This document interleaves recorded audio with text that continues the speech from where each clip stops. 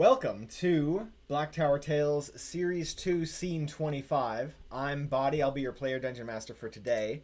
Currently, we are following Wiggins Shadowcloak, who just last episode woke up from being unconscious after being ambushed on the road outside of town, and only to find that he had actually undergone some amnesia. And so he doesn't remember anything that happened in the last few years, including his wife who died in the previous in that ambush that had previously knocked him unconscious. So my thinking is he's got this new mission of trying to get his memories back. He sort of feels his mind sort of going back into those going back into those spaces and rediscovering his memories. And I've got that signified by this memory effort tracker using the index card RPG system, and or the effort system. And so what his father was instrumental in saving him, getting him back to town.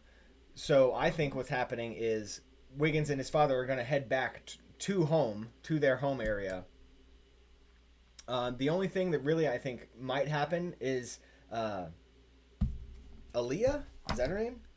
The person who actually Alma, the person who actually ambushed them, who was a previous lover of Wiggins, might not might want to talk to him, or he might talk to her. But he doesn't. Actually, the question is, does Wiggins remember her?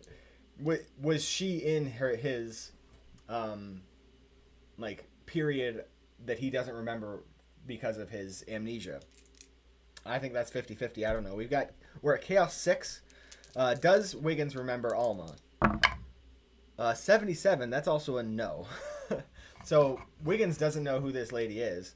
So I think, for the sake of brevity, we're just going to say that they don't, maybe they have some conversation, but she sort of realizes that he doesn't know who she is, and she doesn't bring up, what happened or what she did. Actually, before they head back, I think there's a chance. I think so. The story that Alma gave to Wiggins' father, Jasper, and the town was that they had been ambushed by some bandits. And so that's the other thing that I think is that I think Wiggins and Jasper are going to go out and try to take care of these bandits, sort of as revenge. Because even if Wiggins doesn't remember, he trusts his father, and the father, Jasper, definitely remembers that they killed his wife. And so they're going to go out, I think, and going to try to get revenge before they head back to town. I had sort of forgotten about that. So what I think is going to happen is currently, Jasper and Wiggins need to go try to find out information about these bandits. And so in order to do that, I think they're going to need to go talk to the city council person who we met two scenes ago. The mayor. Okay, we don't know her name yet.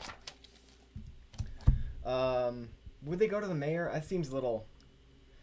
But either way, they're gonna search for information about the bandits, about any bandits in the area.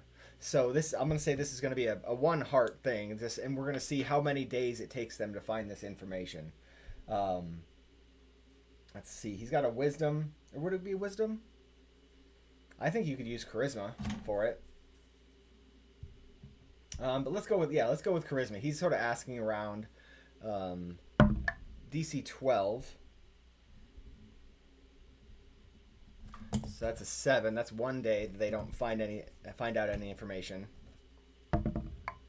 That's also another day. So I think if we don't get so 17, they find out some information. Let's do a D4 about bandits in the area, and that's a 1. And honestly, because we got a 1, I think there's a decent chance that there are no actual bandits in the area.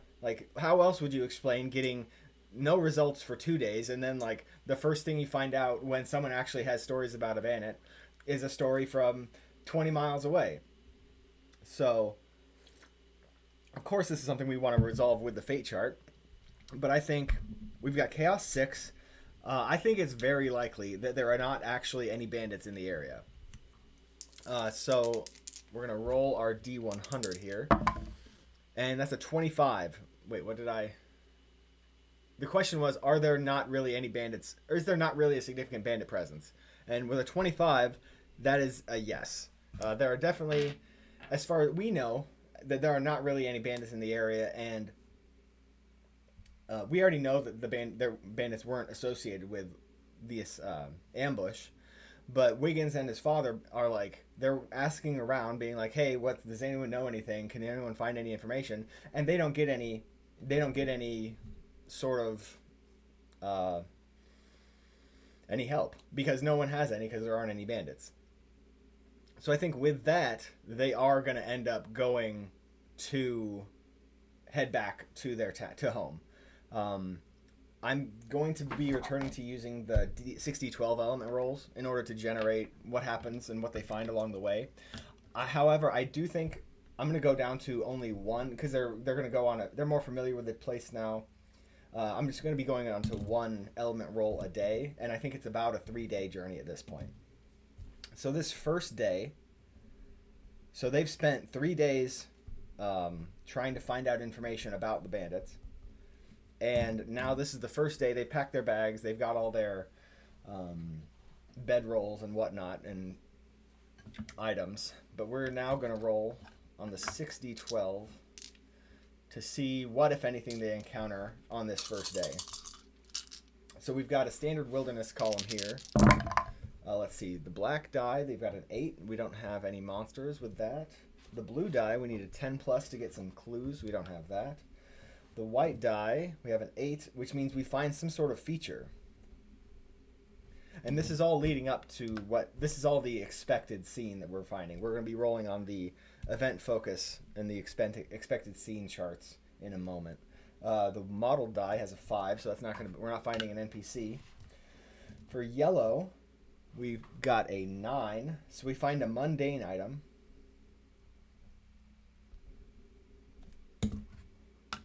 And then the clear die, I didn't even look to see what that was. Oh, that's unfortunate. Let's just roll it again. An 8. There's a random event. So they find some feature, and before we generate what the random feature that they find is, or the random event, we're going to see on the expected scene table to find out if this is actually what happens. To see if they have an interrupt scene or an altered scene. So we need to roll 1d10 versus the chaos factor. So they do roll under the chaos factor, and that's a 1, so they have an altered scene. So I think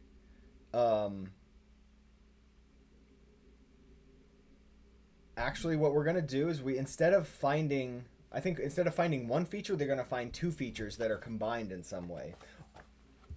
So what we're going to do here is we have our minor feature interesting landscape table. We've got our D20 to roll that. They find a crater. Okay. And then on the other, a crater combined with rock formations.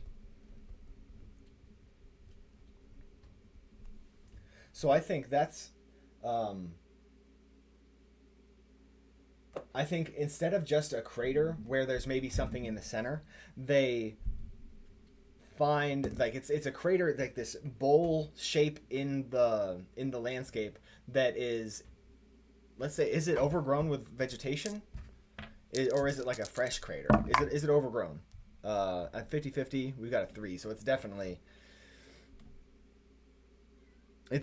overgrown. So like this is a crater that happened a long time ago, and it's got these stalactite, I don't know, one of these pillar rock formations that are coming up all along the outside of the crater. And I think what we find is that something that Wiggins and Jasper sort of notice is that the spikes that are coming up on the outside are actually like in a pattern. Like there's how many of them? Let's roll a d8 or d12. How about that?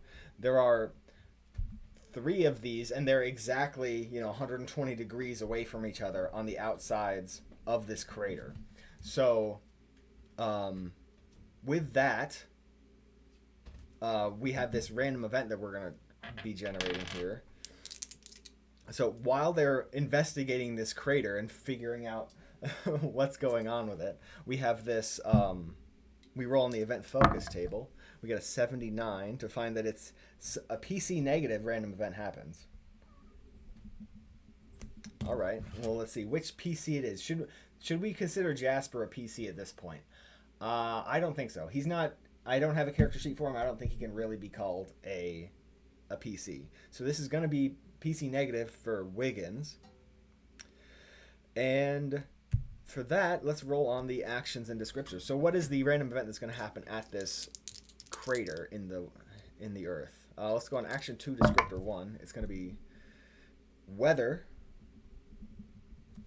as in like storms, not whatever. 13. Weather cautiously. So I think what happens basically as they're investigating this crater, they find that there's some black clouds that roll in, and they have to find cover. I think they're actually going to try to find cover in the crater in order to get away from the weather. So it looks like it's going to be a really bad storm. So let's do a little depiction of this. We've got the crater here, and we've got these. Let's say they were at one of these. They're triangle shaped pillars along the outsides of this crater, right? And it's got this bowl shape to it. I don't know how to depict that from the top.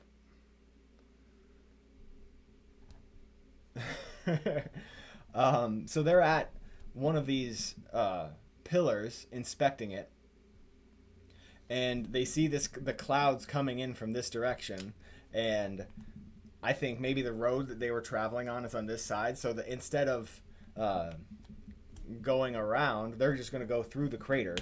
And I think that mundane item that they're talking about, they pass through the center of the crater, and they find some sort of item that I'm thinking is going to be a magic item of some sort. I think that's a cool way to do it. I know it doesn't really become a mundane item at that point, but maybe the way we resolve that is that they think it's a mundane item, but in fact it is some sort of magic item. So let's see, what's a sort of mundane item? I wonder if we have a table for that from the Mythic set. Let me go through that real quick, because I don't know of a really great way to generate just a random mundane item like a fork, like a plow handle, right? But we'll see what we get. Let's just go off of the fate chart. Descriptors. Let's just roll twice on the descriptor table. All right. So this mundane item that is actually magical in some way. I like the idea of, this isn't, I guess, canon, but I like the idea of this. There was some sort of ritual that was done here a long time ago in between these three pillars that caused this massive explosion that maybe was the result of an interdimensional rift or something like that. But the only thing that was left at the center that was sort of maybe summoned by whatever happened is this item, right? And I think if it wasn't so overgrown, maybe that would be something that would be more fresh. But I think for now, we'll just see what this is. So we're going on descriptor 1 first, and we get a carefully.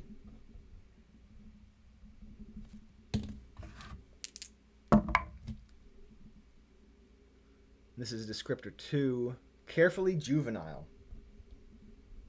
So what is an item for kids? That's where we're going to go with the juvenile. What's an item for kids that is used carefully? Let's see. I think a pacifier. What about that? Or no, I think a rattle. Yeah, we're gonna go with the opposite of carefully because a kid shaking a rattle around isn't exactly careful, right? But I like that idea that they find this. I think it's actually a rattle, but it's made of silver and has these inscriptions, not inscriptions, but like these details around it that are flowing and wave like. So it's something that like obviously it's going to be worth something just because it's silver and precious, but it's got these designs in it that make it they give it a sense a sort of artistry, and it's of that size. It's like 4 inches long, that is perfect for a little kid, and it's obviously, and even though it could be really weighty as being silver, it's not. So it's kind of it's light like you would want a rattle to be for a kid. And I think let's do another descriptor roll for what sound it actually makes when you rattle it. So we're gonna go 91, and so on 2, it makes a soft sound. So I think that when it rattles, even though it's like a metallic item, I think it goes and somehow makes this windy noise. But with that, they find this rattle, and they actually there's this storm bearing down on them, and they have to keep going. So basically, Wiggins just shoves this rattle into his pack, and they keep going out of the crater, up towards the road, and I think basically with that, they're gonna just do what a traveling group would do in order to evade a storm. They're going to find a tree somewhere. Let's see how deftly they do that. So we've got wisdom, I think. We've got a +2. 15. They do it reasonably well. They find a small copse of trees sort of just before the storm hits, where they're able to bundle up, or maybe even if they have tents, in order to shelter themselves from the worst of the storm for the night. And with that, I think we're going to actually end this scene there. They've discovered this crater area. They found this this weird little soft shaking rattle, and yeah, next scene we'll probably have them travel, depending on what happens, travel back to home, maybe do another have a couple more random events with that. But yeah, that's kind of cool. We also learned that Alma sort of chickened out and didn't like tell anyone about or confront Wiggins about what he was doing. And we found out that Wiggins doesn't remember her at all. So they're heading back, and yeah, with that the scene's ending. Chaos. I think chaos should go down for scene 26.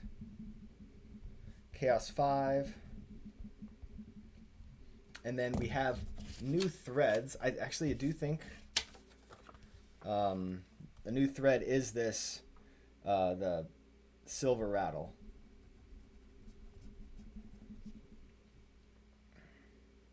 And yeah, that's gonna be it then.